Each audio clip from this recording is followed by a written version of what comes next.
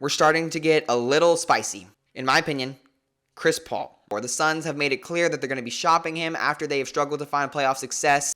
Paul is known as a winner.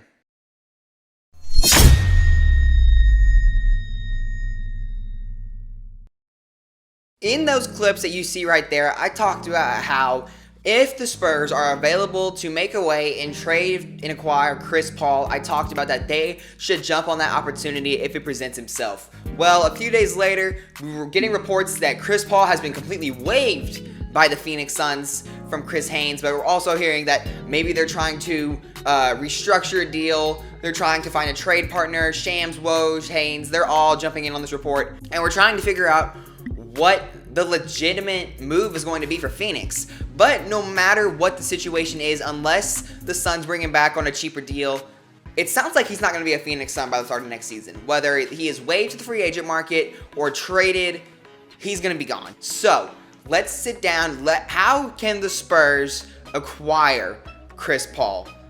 That's what I'm going to be covering today in this video. Before we get into it, if you're not subscribed, hit that red button. 97.2% of my viewers who are watching my videos are not subscribed. The stats on screen now. So if you're not subscribed, hit that button. I'll give you a second. All right, let's get into it. Okay, so the Spurs are going into the offseason with $37 million in cap space. One of the league leaders, and they are able to waive a couple non-guaranteed contracts to resort to the max of $43 million, and that is Zach Collins. I think they could also waive Kim Burge, who they acquired in a trade last season for Jakob Poeltl. But the Spurs have the ability to get rid of some of the players and free up all the cap space that is available to them. Guys like Romeo Langford and Tre Jones are heading into the final year of their contracts. They are actually heading into restricted free agency. They are both on player options, and if those are both declined, they will be in the free agent market. And the Spurs do have the ability to match any offer that is received for those two players. I believe that Langford could be the first to go. He was a part of the Derek White trade a few seasons ago, and he has had very limited time, but he has done well in the moments that he's played. He's came out, he's shined, he's played well defensively. Romeo Langford has shown that he has some things to offer for a team who can maybe use him on the bench or as a little bit of a bench player role. But Tre Jones is also heading in, and I think the Spurs are going to unfortunately try and bring him back. Tre Jones is a mediocre floor general, and no disrespect to him. Obviously, he's in the NBA. He has the talents, but Tre Jones is not the fit for the Spurs. He is a mediocre floor general who every time he feel like he gets the ball in his hands, he kills the entire shot clock and then puts up a weird floater or causes a shot clock violation or gives a bad shot. Tre Jones is not a great floor general, and when Wemby comes in, we're going to need a great floor general, and that's what Chris Paul is. Tre Jones, if they decline his player option, they can free up $5.2 million in cap space and just let him walk. Langford, they could save, I think, about $7 million if they allow him to walk as well, unless there is guaranteed money on their contract, which I'm not sure. I don't think there's any guaranteed money for Tre Jones, but when we look at Romeo Langford, I think he does have a guaranteed cap hit.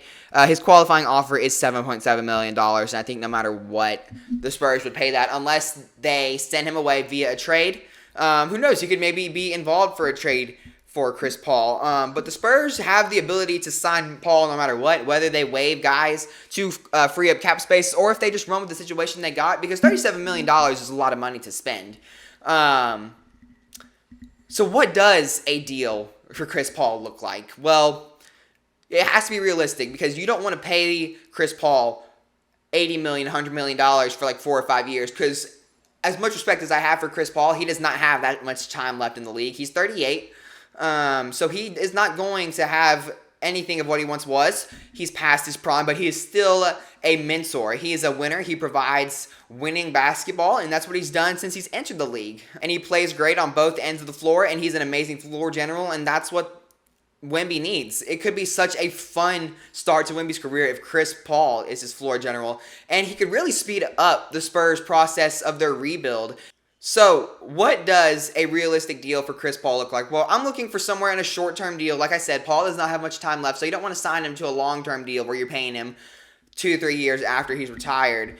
So I'm looking at a 2 to 3 year deal. For 2 years, if we're going to sign him for that long, I want to see somewhere between the $40 and $45 million range. For 3 years, I'm thinking somewhere between 50 and 60. For the 2 year contract, he still gets paid $20 million, so he's still getting paid a good amount of money, which Chris Paul is worth a good amount of money. And the Spurs still have a lot left to spare. They're not paying him for such a long term. And that is what the biggest scenario is. The Spurs have to be careful with what they do here. Whether it's a signing or it's a trade, the Spurs cannot bite off more than they were able to chew. So that's why I think the Spurs, especially for the two, if they go for a 2 year deal, he still gets around $20 million, which is realistic, and that still saves you $17 million to spend on other guys. For 3 years, obviously that then shortens. If you go for 3 years, $50 million, it shortens the amount of money that he's being paid. He's being paid somewhere around $16 million a year, so saves you $4 million. Still getting paid. Hey, sometimes $4 million is $4 million, and you need that to spend. And then if they go up to the 3 years, $60 million, he's getting paid that 20. I think anywhere around that range is reasonable for a guy with the likes of Paul. I think what Chris Paul brings off the court is more important than what he does on the court because, like I said, he's going to change the locker room atmosphere. He's going to bring a winning mentality. He can change the trajectory of a rebuild process. Every team Paul has been on, they've won basketball games. Phoenix went to the finals in one of his first, I'm pretty sure it was his first year that he was there. Oklahoma City with a team of super young stars, and now look at them. Shea's developed into one of the best players in the league. Oklahoma City is on the rise. I mean, every team that Paul has been on has won. And personally, I would love to see the Spurs just straight up sign Paul because the Spurs don't have to give anything up. They don't have to break up a potential young core piece. They're able to keep the picks that they have attained through the years.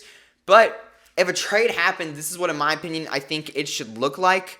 Obviously, the Spurs are going to have to give something back to Phoenix, and I would assume either Devin Vassell or Keldon Johnson is involved in this deal, and if I have to pick personally, I would unfortunately have to give him Keldon Johnson because Devin Vassell is developing more and more as each season goes along, and you can say the same about Keldon. His numbers have increased every single year since his rookie season, but Devin Vassell has the ability to be an all-star. He can score at all three levels, a great ability to guard shots, and be a great perimeter defender. Devin Vassell has an untapped scoring ability. He reminds me a lot of DeMar DeRozan with his ability to shoot from all around the floor, and Vassell can stretch the spacing and shoot from beyond the three, and I know Keldon can do that as well. Both these guys are super talented, but I think I look at Devin Vassell's potential, and I see more in Devin, unfortunately, than I do Keldon, so I'd have to give up Keldon first. The reason I give up Keldon first is because he's now going into his first year of his 4-year, $80 million contract extension, so immediately the salaries all kind of play out. Yes, Paul, I think, is on a more expensive deal, but these things immediately already play out. Keldon will get paid $40 million. So the finances aren't too often, especially in trades. You have to make sure that kind of evens out so one team doesn't really go over the salary cap or one team doesn't get so much. I mean, maybe that's what Phoenix wants, though. Maybe they want to free up Paul's contract, and maybe they take someone who is earning less money. That would be a great move for Phoenix because then they could sign a big free agent because it's a big free agent class. Harden's going to be potentially available. Kyrie Irving's going to be available. And they are looking to obviously replace Paul if he leaves with one of those superstars.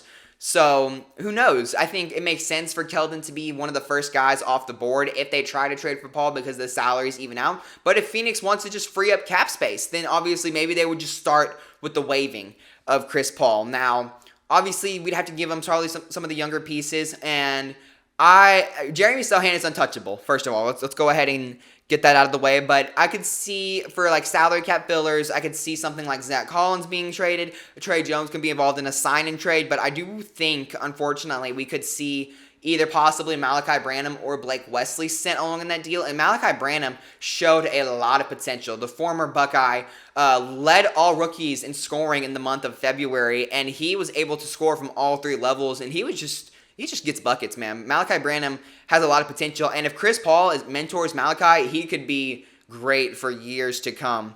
And the Spurs would probably have to give up some first-round picks as well. My only thing is do not get rid of Atlanta's picks that they gave us in the DeJounte Murray trade because Atlanta is slowly falling apart. They're over the cap space max due to the new CBA and $16.4 million above. And the guy who's getting that much money is DeJounte Murray.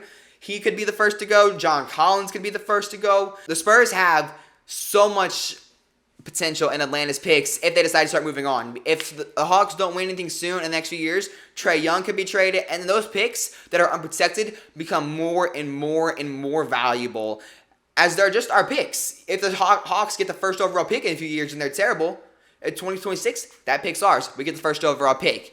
I mean, the Spurs have played chess, and they have the ability to set themselves up for success, but they just can't overpay for Chris Paul. Don't pay him too much money. Don't give up too much in a trade, because anything other than 2 firsts could be an extreme overpay, as well as guys like Keldon and Malachi Branham. But we'll see what happens, whether the Spurs decide to pick him up in free agency if he's waived or land him in a blockbuster deal. It will be huge for the franchise and Victor Wembanyama's progression, as well as everyone else. And who knows, that gets in that team into potential championship mode a lot earlier than we think. So, if you guys did enjoy, drop a subscribe. Let me know if you want the Spurs to trade for Chris Paul. 97.2% are not subscribed. Graphics on screen. If that's you, let's hit that button, man, and let's keep on growing at this channel. Thank you guys so much for watching. If you did enjoy, like I said, hit that subscribe button. And until next time, this is Ty Talk Sports signing off. See you guys.